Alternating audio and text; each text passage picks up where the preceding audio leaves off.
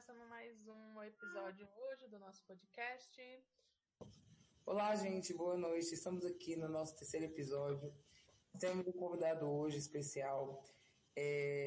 Hoje a gente vai tratar da sensibilidade dessa nossa existência, o quanto a gente se atenta aos detalhes, o quanto esse sentir é bom ou é ruim. E se apresenta, Eduardo. Oi, gente, boa noite. Eu já vou me apresentando aqui. O meu nome é Eduardo, eu sou poeta, eu sou artista, e nessa quarentena eu tenho me focado numa investigação, que eu posso até chamar de uma investigação racional sobre a vida em si, sobre a vida, sobre a minha relação com a vida, sobre a minha relação com a minha relação com os meus afetos e a minha relação com outras pessoas também. E essa quarentena, ela me levou para essa sensibilidade, né? E essa sensibilidade nesse contato distante com outras pessoas e ao mesmo tempo no contato muito próximo de si, né? Um contato que se tem um espaço entre o outro, mas com si mesmo você está ali direto o tempo todo lidando com si. E esse lidar com si o tempo todo acaba deixando a gente mais sensível. E nessa quarentena especificamente eu parei de trabalhar, eu estou estudando menos e eu estou focando nisso, nessa sensibilidade que eu tenho com os vários eus que existem dentro de um eu do água. Eu briguei comigo mesma 20 vezes na quarentena. E eu descobri que tenho 5 personalidades. Exatamente. Houve muitos surtos, muitos momentos de polaridades emocionais. E que me levaram a questionar realmente a estrutura de personalidade de quem eu sou, de alguma forma. Eu entendo muito esse sentimento que o Eduardo colocou, dessa racionalização mesmo, sobre as nossas relações, as nossas olhares, sobretudo. Eu acho que houveram muitas mudanças, assim, não apenas comigo, mas nos círculos sociais com quem eu converso, houve essa pausa de reflexão na maior parte das pessoas e assistindo, infelizmente, muitas pessoas morrerem de uma forma assustadora e esse medo também de perder essas relações aliados a essa condição que a gente se encontrou mesmo na quarentena, eu acho que trouxe uma riqueza para as relações de uma forma geral. Eu acho que assim, mesmo pessoas assim, como eu, que sempre fui introspectiva e tudo mais, acabou me gerando um sentimento de impotência assim, muito grande, porque uma coisa era sempre o optar por quando sair, ou quando estar em casa. Mesmo que eu goste dessa imersão e ser realmente introspectiva e tudo mais, era uma opção realmente, né? E deixou de ser uma opção para ser uma opção meio que forçada e de todo mundo. Então, assim, leva a gente ao outro extremo, né, de uma coisa que é realmente o isolamento em si. O quanto também houve uma sensibilidade maior sobre os prazeres dentro da nossa casa, porque as opções de lazer estavam restritas, né? E durou um longo tempo. Então a gente se obrigou de alguma forma a redescobrir várias coisas dentro da nossa casa, dentro da estrutura de família, para se divertir, para usar de válvulas de escape. Então, assim, eu redescobri alguns hobbies que eu tinha e que estavam largados por algum tempo. Eu me reconectei com alguns amigos e afetos que estavam distantes. Em contraponto, assim, como eu falei, eu sempre fui uma pessoa muito caseira, muito introspectiva e tal. Isso na verdade, passou a ser ruim. As coisas que eu já gostava de fazer dentro de casa passou a ser tão excessivo que eu deixei de gostar. Tipo, eu gostava muito de assistir série, filme, jogar, ficar em casa de boa. Mas como eu falei, era uma opção, né? A partir do momento que não era mais uma opção, que eu só tinha basicamente aquilo e eu também estava sem trabalhar, era uma coisa ruim. Eu comecei a criar um sentimento ruim em relação a essas coisas que tecnicamente deveria ser um lazer. Então, sobre isso que você falou, Carla, eu até coloquei nas minhas anotações que Essa sensação de que as coisas começam a entrar para uma normalidade, né? Você fala que as coisas que você gostava de fazer anteriormente acabaram se caindo num tédio, é porque eu acho que quando a gente se tem algo muito contínuo, quando se perde a noção do novo de alguma coisa, essa coisa ela acaba entrando por um lugar comum, ela acaba entrando num lugar do tédio. Eu penso que é como se a nossa alegria de tão constante, por exemplo, eu tô alegre já tem uma semana seguido. E essa alegria, ela acaba sendo o novo normal, né? Ela acaba sendo a nova constância. Eu concordo totalmente com isso, e tanto que isso, pra mim, dentro de relacionamento, sempre foi uma grande questão, porque tem isso, né? A gente se apaixona, meu Deus, a voz da pessoa, o gosto, o cheiro, e tem aquele frisson. E com o passar do tempo, há uma normalidade das coisas que pra mim parece que o amor acabou e aí eu entro em choque. Eu preciso desse frisson aqui dentro para que minha relação faça sentido. Mas aí pra mim já é um bom. Então sobrecarrega, entre aspas, emocionalmente a pessoa que se envolve comigo. Porque eu não consigo achar que é ok a gente passar tipo 15 dias na mesma rotina, na mesma coisa. E justamente esse sentimento de que as coisas são comuns é uma coisa que me incomoda muito. Eu não gosto de que nada seja comum. As coisas precisam ser especiais todos os dias. E aí Eu acaba já, que é uma pressão, né, de alguma forma. eu já vejo totalmente diferente. Eu penso que, na verdade, é uma coisa muito boa a gente se adaptar rápido a determinadas coisas. Não acho que a nossa adaptação seja necessariamente uma coisa ruim. Tipo, há uma coisa, assim, boa nessa estabilidade. Mas, realmente, como você falou, é meio entediante. Mas, ao mesmo tempo, não é necessariamente ruim. Até Né? porque ninguém vai levar uma vida de James Bond, né? Tipo, todo dia acontece Exato. uma parada legal, uau, minha vida é incrível.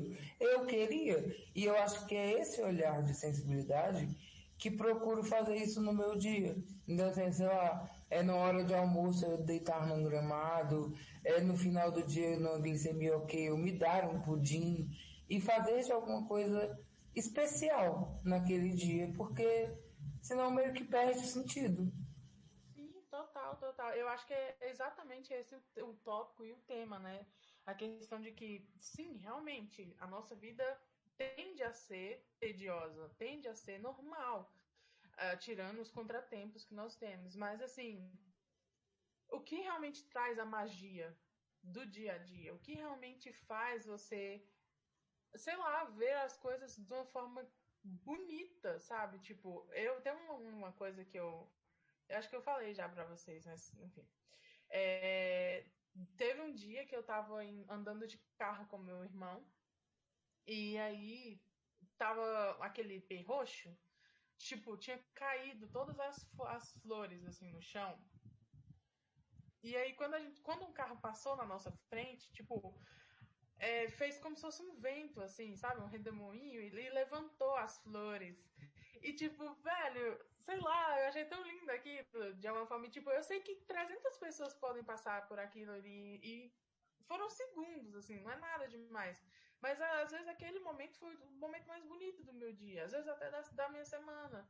Então, assim, é bom ser, assim, sensível a essas coisas, sabe? A ter essa percepção dessas coisas. Kiane, o que você me falou sobre os relacionamentos me lembrou muito um texto da Hilda Hist, que é uma autora brasileira que trabalha com uma ideia muito. Eu não sei explicar, mas eu vou ler o trecho. Eu não sei, porque o que eu sempre procurei foi esse encantamento. Encher os meus olhos com o rosto e pensar: meu Deus, nessa cabeça existem pensamentos que eu não conheço. Isso não significa que eu espere que a pessoa me explique a física quântica. Eu não sou idiota a esse ponto, mas que pelo menos esse olhar me comunique uma dimensão que eu ainda não conheço. Há 20 anos eu era assim. Eu amava loucamente e depois dizia: agora eu quero amar fulano e outro fulano. E assim ia. Foi em 1950. Eu tinha 20 anos. E meu jeito independente criou dificuldades terríveis. As pessoas não me aceitavam. As meninas da minha idade me ignoravam. Eu simplesmente escapava das normas. Eu era considerado uma prostituta. Só porque eu tinha esse jeito um pouco diferente, que incomodava. Se eu sentisse vontade de amar um homem, eu falava para ele. Eu chegava até ele e dizia: eu te adoro, vamos sair juntos, quero dormir com você. E as pessoas levavam isso a mal. E depois eu vi a mudança. A partir do momento em que, digamos, eu comecei a ter um nome, as coisas mudaram. Uau, meu Deus, eu amei. Eu amei, amei, amei. Socorro. Porque Ai, é isso, né? A gente fala muito sobre as formas de amar e eu acho que esse discurso não é apenas sobre o gênero que se ama, a sexualidade que se ama. As formas de amar também têm que ser abertas, têm que ser aceitas e acolhidas, sabe? Não existe um amar de mais, não existe um amar de menos. eu amei porque eu me identifiquei muito, assim, praticamente com tudo que ela falou. E, nossa, achei incrível, muito pertinente, inclusive. Assim, eu considero que nós, seres humanos, ou nós, mamíferos, somos seres completamente inconstantes. Assim, a gente se compõe e a gente sente a partir de fluxos. E fluxos que são inconstantes. A gente tem várias emoções que são inconstantes, dirigidas a nós mesmos e às outras pessoas também. Mas tem essa pressão social a querer criar um fluxo contínuo, um fluxo constante de emoção. Então a gente tem uma certa pressão de querer dizer para determinado alguém, por exemplo, eu gosto de você. E a gente quer ter um relacionamento com essa pessoa pensando que nós teremos uma relação constante com essa pessoa, que o tempo inteiro a gente vai gostar dessa pessoa, mas isso não é verdade. Eu acho que isso se dá por uma questão muito social, porque o que acontece mesmo são em determinados fluxos que a gente dirige para essa pessoa, porque em determinado momento você se vê, nossa, que tensão que eu estou sentindo por essa pessoa, ou por outro momento, nossa, essa pessoa é simplesmente alguém que é meu amigo, que a gente pode conversar, mas outro momento você pega uma visão totalmente diferente por essa pessoa. E tem vários detalhes que você sente por essa pessoa, mas que a gente tende a ignorar esses detalhes por querer se adaptar a uma norma social, a uma instituição, que seria a instituição namoro, relacionamento, e querer tornar isso constante. E nesse querer tornar isso constante, a gente acaba perdendo essas inconstâncias. A gente acaba perdendo esse novo. A gente acaba perdendo esse encantamento inicial, sabe? A gente acaba só se perdendo em várias ilusões, em várias representações tristes. Mas Engraçado que hoje a gente estava conversando sobre outro assunto que não tem nada a ver, né, Eduardo? Mas que acaba casando exatamente com isso, a questão da gente falar que basicamente assim, eu tenho 26 anos e assim, ao longo da minha vida eu sofri muito para aceitar eu como sou, exatamente não me encaixando como você falou aí, a questão da Hilda e tal.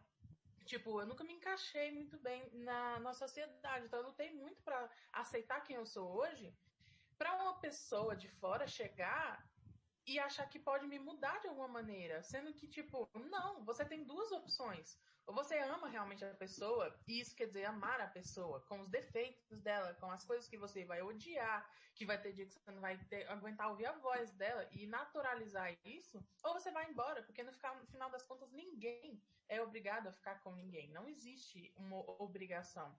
Nem mesmo a família, né? Como a gente estava conversando, assim. A gente tem esse senso de obrigação e tal, mas assim, na teoria real e na prática também, ninguém é obrigado a ficar com ninguém. A gente fica porque quer, porque gosta. E aprender a gostar dos defeitos da pessoa é essencial na hora realmente de amar alguém. E eu É o acho que eu que penso. essa sensibilidade também traz pra gente uma noção junto de temporalidade das coisas. Porque justamente por ter esse olhar mais sensível diante do cotidiano, a gente entende o quanto é efêmero tudo, absolutamente tudo o que a gente vive. Então, traz de alguma forma esse olhar também para dentro das relações, de que aquele momento, aquela pessoa, aquela vivência é única de alguma forma. sim, velho.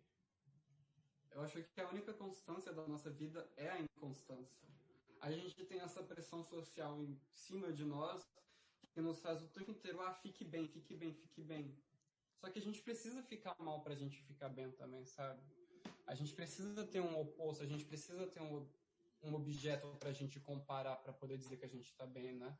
Porque se a gente ficasse bem o tempo todo, se a gente ficasse bem o tempo todo, isso iria se transformar em tédio. E a gente ia perder muito bem a noção das coisas. É igual aquela música do Nirvana, né? Que tem uma frase que ele fala assim: I miss the comfort to being sad. Que, tipo, eu sinto falta do conforto em ser triste. Porque, assim, é uma puta pressão em cima da gente. Tipo, por que você tá assim? Por que você não tá feliz? Por que você não tá sorrindo? Nossa, você tem tudo na sua vida. Você tem tudo pra ser feliz. Por quê? Por que você ainda, tipo, tá triste ou tá reclamando? E traz um peso pra gente, assim, de tipo, porra, realmente, né? Eu sou mó escroto, sei lá. Eu tava parando pra pensar que a gente faz errado algumas vezes, também no sentido de querer, assim, cobrar de uma certa forma das outras pessoas a mesma intensidade que a gente tem em relação a muitas coisas. Então, assim, muitas vezes, por exemplo, você faz algo para uma pessoa, você manda uma música, uma indicação, alguma coisa assim, você fica criando aquela puta expectativa, né? Tipo, caraca, sei lá, eu vou indicar esse livro aqui pra essa pessoa e vai, tipo, mudar a vida dela, ela vai amar e vai passar a ser o livro favorito dela, e a pessoa lê e, tipo, fala, pô, legal, gostei, massa e tal. Só que é frustrante. Só que essa pressão de você querer cobrar que a pessoa seja intensa e vívida da mesma forma que você é errado também da gente, da nossa parte. Porque as pessoas reagem de formas diferentes e, tipo, não tem como você esperar que isso seja da mesma forma. É óbvio que dá uma frustração, né? Mas as pessoas, elas sentem de maneiras muito particulares. E o Então, eu quanto acho. isso é ligado ao respeito, né? A quem a pessoa é. E, assim, pelo menos para mim isso é uma dificuldade ainda. Porque eu uso o termo de. Ah, eu brinco, né? Tá morto por dentro. E eu falo isso de 98% da população mundial, porque as pessoas não sentem. Ou se sentem, não sei, não demonstram. E o quanto eu tenho aprendido a respeitar essas outras maneiras de entender que, olha, para mim aquilo significa tal coisa e que para o outro não tem nada a ver. Outra coisa significa isso, né? Como você falou, a gente fica querendo cobrar essa certa intensidade do outro, que a gente acaba esquecendo de perceber os detalhes de como o outro expressa o que sente dentro dele. A gente tem uma certa mania de querer reduzir o mundo em que se encontra à nossa volta, os fenômenos que se encontram à nossa volta, de acordo com a nossa personalidade.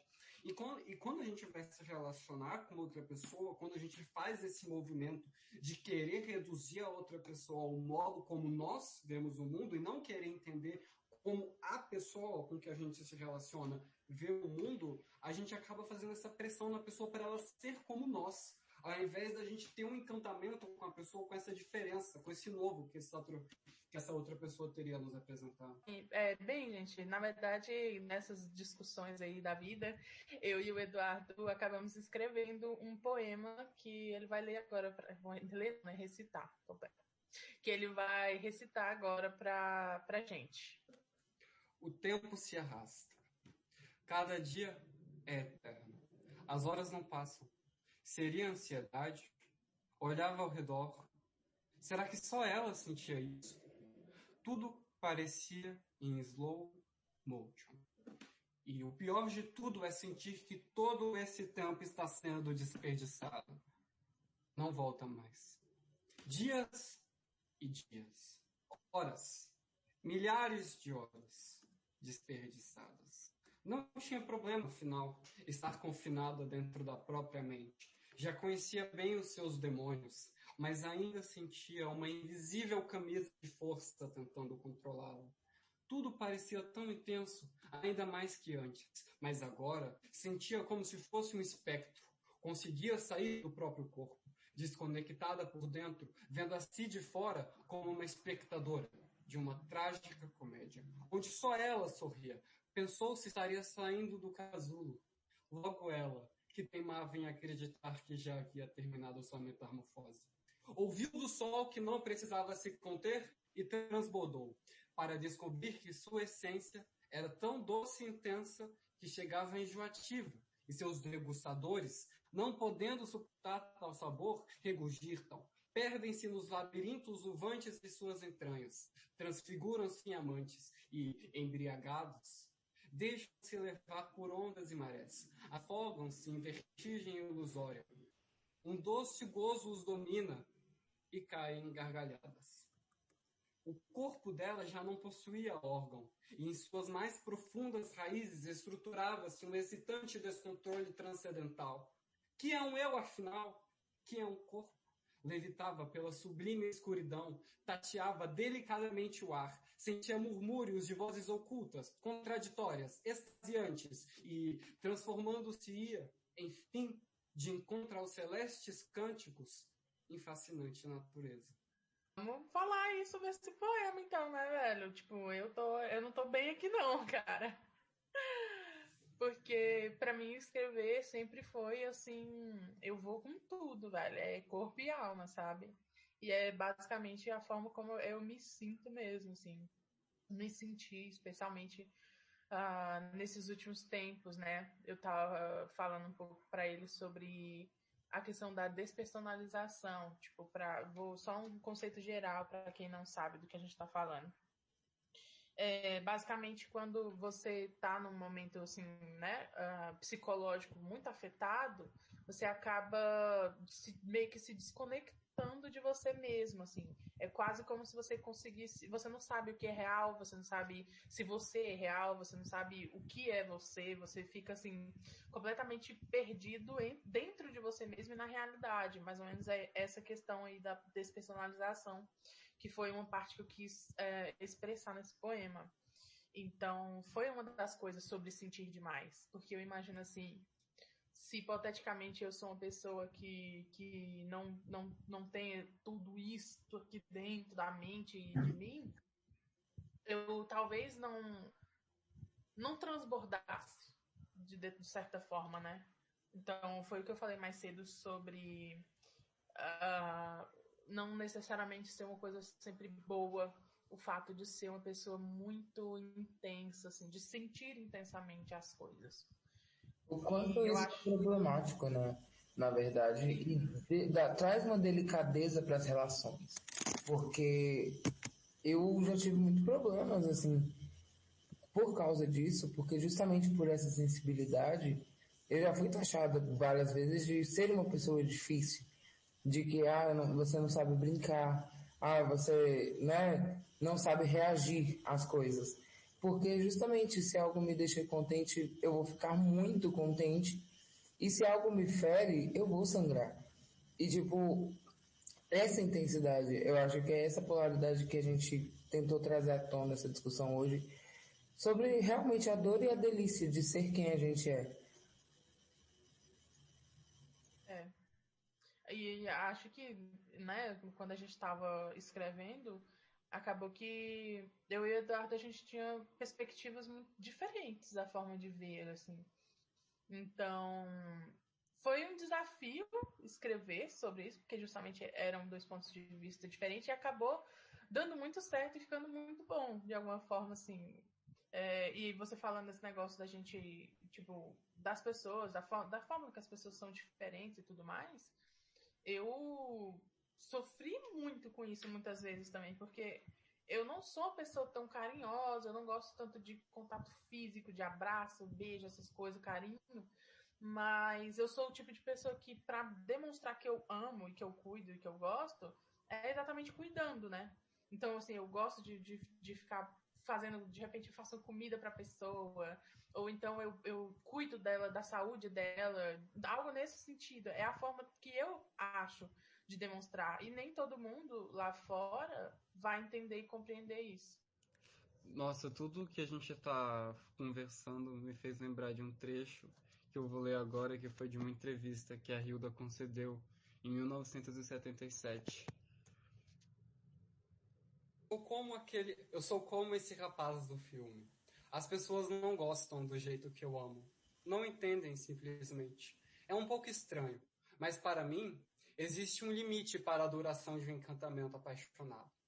1 ano e 3 meses. Acho que foi o máximo que conheci. E é terrível, porque, de repente, isso acontece de repente, eu não sinto mais nada. O encantamento acaba. O que o corpo procura, de fato, é o encontro. Essa descoberta inicial, o primeiro toque. E o que vem depois disso não passa de performances que, para mim, são um pouco tristes. Nunca mais vai ser a primeira, a segunda vez. Puta, né? Cara, eu tô impressionada como a arte traduz de uma forma tão bonita e poética exatamente coisas que a gente pensa e sente que às vezes a gente nem necessariamente falou pra alguém. Que, tipo, é exatamente isso que eu sinto. Eu sofro muito com isso, né, Guilherme? Tipo, eu... Cara, eu sinto tudo, assim, intensamente. E do nada eu não sinto mais nada. Eu vou pro outro extremo oposto. E, tipo, eu sempre sofri com isso. E a arte trazer, de certa forma, um conforto pra gente. De saber que, não, pera, tá tudo bem. Outras pessoas também pensam isso, também sempre sentem e passam por isso. É algo, sei lá, velho, inexplicável. Ai, velho, eu não tô bem, porque foi exatamente isso que eu acho que eu quis dizer a minha vida inteira. Porque é isso. Esse frisson inicial, ele nunca mais vai ser inicial de novo. E até onde é bom, até onde se mistura com a constância, entende? Essa sensibilidade do encontro, exatamente isso do início. Eu tô bem triste, na moral. Sabe, eu acho que os afetos, de uma forma geral, tipo, o meu gato. Eu fico observando muito o meu gato, o meu gatinho. Não coloca isso no podcast. Eu observo que o meu gatinho, ele tem um próprio processo que é dele, né? Por exemplo, ele acorda e aí quando dá umas 5 horas da manhã ele fica miando, me enchendo o saco. E aí depois ele não quer ficar perto de mim, ele segue esse ciclo dele. Eu acho que é necessário esse tempo, esse certo distanciamento para se obter de novo esse contato inicial.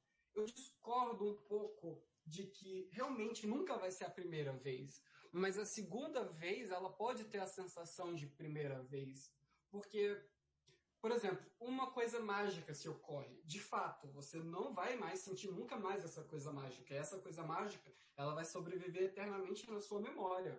Mas passado um tempo, mais passado um certo período, mais passado tempos, mais passadas emoções, terá outra vez mágica também. Só que as pessoas tão embevecidas na ideia de constância, tão presas na ideia social de se obter uma unicidade, por exemplo, eu quero obter uma unicidade com uma certa pessoa a quem eu dirijo afetos para casar com essa pessoa, e aí quando eu casar com essa pessoa, namorar com essa pessoa, o que a gente vai fazer? A gente vai financiar um apartamento. E quando a gente financiar um apartamento, a gente vai se afogar em dívidas.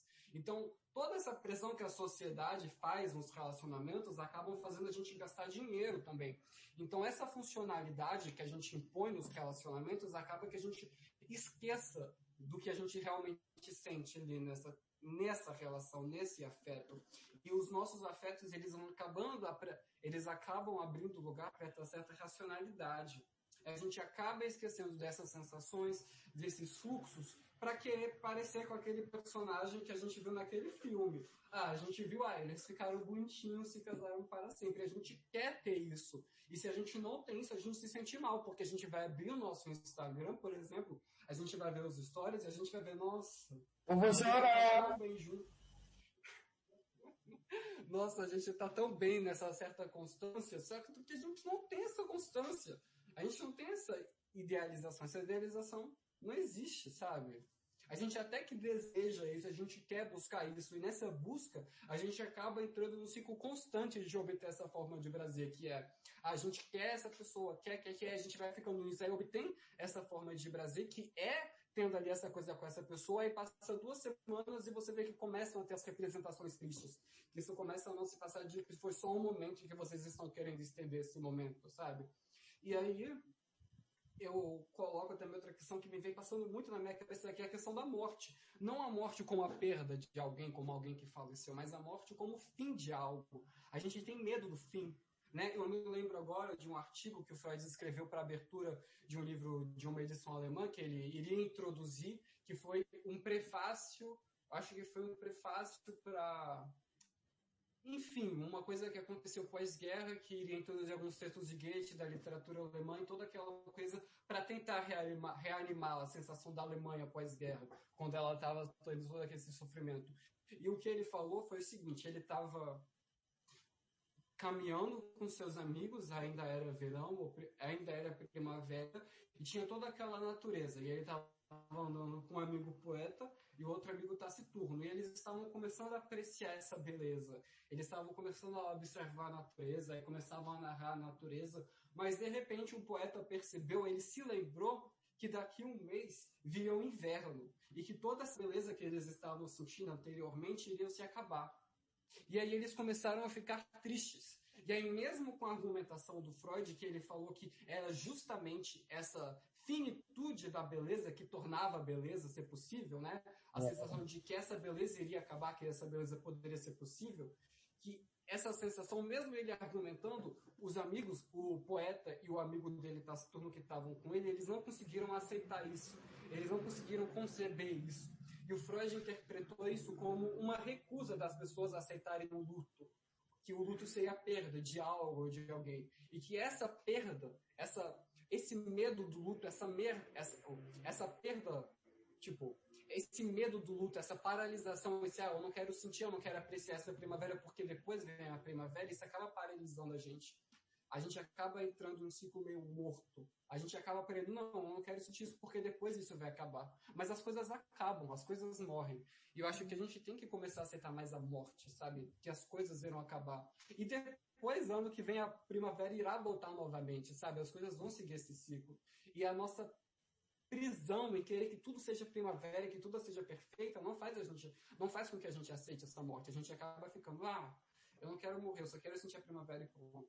Não sei, tô falando demais. Uma pessoa antigamente me falou que os animais têm a vida mais curta, assim, né? Tipo, eles acabam morrendo e vivendo mais rapidamente do que os seres humanos, que é meio que pra gente ir aos poucos aprendendo a lidar com essa finitude mesmo das coisas. Porque, assim, eu já tive uns 4 gatos. E, tipo, foi um, aí morreu, aí outro. E toda vez que, obviamente, eu tinha esses gatos, eu sofri e chorava muito. Mas, assim, de certa forma, eu entendo o que ele quis dizer no tentar ensinar a gente a aceitar a morte. Mesmo que seja pelos animais. É óbvio que quando é uma pessoa, um parente, uma pessoa querida, é muito mais difícil. Mas, assim, é uma forma de aprendizado. E eu acho que assim, a cultura do México tem muito a ensinar a gente em relação a isso. A forma como eles lidam, né? Tipo, o Dia dos Mortos e aquele filme maravilhoso que é do Viva a Vida uma Festa, retrata muito essa questão de aceitar realmente, como você falou, a beleza da finitude das coisas. Isso quer dizer que as coisas têm prazo de validade. Seja, tipo, por uma briga ou pela própria morte em si. Então, o quão difícil é a gente lidar com essas coisas, né? E, cara, a gente começou falando de sutileza e terminou falando de morte, mas é isso! Agora, 2 horas nossas indicações, galera. Gente, eu vou indicar hoje uma coisa que, né, absolutamente, assim, algumas pessoas vão achar bobo, mas é um filme. Muita gente pode já até ter assistido, que é Comer, Rezar e Amar, que basicamente no filme ela está muito infeliz com a vida dela. Ela tem uma vida que muitas pessoas diriam que é perfeita, com um marido bom, uma casa boa, etc, etc. E ainda assim ela está infeliz. No entanto, ela decide se separar e viajar e conhecer coisas do mundo e da vida. E assim, gente, é lindo o filme, eu não vou falar mais, né, pra não dar spoiler, mas é lindo a forma como ela lida com muitas coisas. E justamente o tema, né? Comer, rezar e amar, tem tudo a ver sobre a comida, sobre essa relação com a comida, o sabor, sentir de fato o sabor das coisas e apreciar aquilo. Enfim, é apenas maravilhoso esse filme, então vai ficar aí a minha indicação para quem não viu assistir. Bom, a indicação que eu tenho hoje é o livro da Eleanor Potter, que se chama Poliana, e se tornou bastante popular depois que houve um remake de uma novela aí de uma emissora. Mas o livro traz uma sutileza muito gostosa. Assim, ela se fode muito na vida e ela inventa um jogo do contente, que consiste basicamente em procurar um lado bom em absolutamente tudo o que acontece na vida dela. E é muito lindo, assim, é muito linda a história. A forma como a perspectiva que a gente carrega muda tudo aquilo que está ao nosso redor. Assim, que ela faz o jogo do contente e que ela procura, nesses detalhes do dia dela, fazer com que ela se sinta contente por algum motivo naquele dia. E ela tem um contexto de vida bastante difícil, num orfanato, e ela passa por muitas situações delicadas e ela consegue permear nessa delicadeza de ter coisas boas no dia dela. Foi um livro que determinou muita coisa para mim, desde a infância. Foi um dos primeiros livros que eu li depois de ser alfabetizada e construiu coisas muito importantes aqui dentro. É lindo, vale a pena a leitura. A minha indicação é um conto do Edgar Allan Poe, que é A Carta Roubada. Eu estou indicando esse conto porque ele se passa, né? Tem um personagem que está fumando um cachimbo com o Dupin, e aí aparece o delegado G, e ele começa a falar sobre um caso. Um caso que, segundo ele, era tão óbvio, tão simples, mas que gerava um estrondo enorme na cabeça de todo mundo da delegacia. E como o personagem, e como o Dupin era um personagem que era estranho, que ele tinha capacidade, que ele tinha algumas estranhezas, ele foi procurar ele para pedir ajuda no caso.